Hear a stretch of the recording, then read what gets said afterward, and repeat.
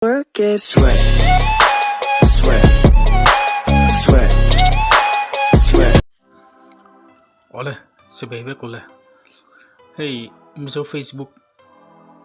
Kurang translate dia tu nahianin. Kurang tisuk lah tu na. Jangan cuman ke makatong tu, kakak subscribe dan chat him tu ni. Busy kadar ngot tu pom cina.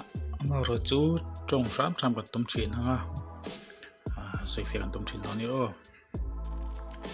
Tu nahianin. Miso Facebook ahikal data. Ini ya.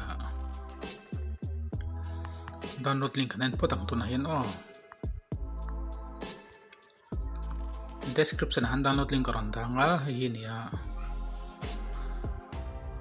description karon ta don ya download link ko ti chon kan lu tanga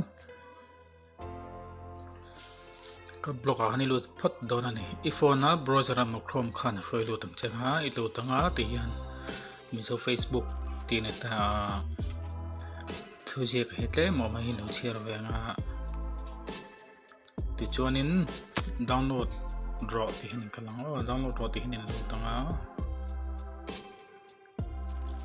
download zon do huna khanin miso facebook 4.3 ti hin download on ya ti chon ka download sa to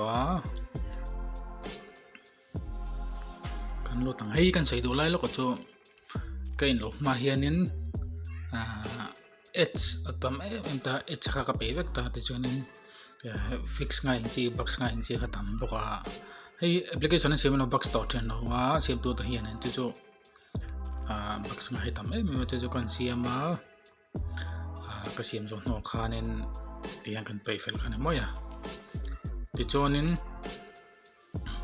ka fan list ni ta hi kan et thum lok nga teng et thinom ve nom ve teng et te hi chonin et line 3 line sang kalang chonin about han lut ta wala amot to min ka mi gom ta ni amot to he min gom ta so min be do ta nin ta kan number ka ta meron ta hi don ni ti chon dang han chon ang do vek ta triat mai ka ring ta ni cho mananom ani no ve nga no lo ve don ya ko ti song khani sala channel kalau subscribe ta 1k subscriber hun klin huna ka sei tong khan yai content tha karon ta don ni lom tu ka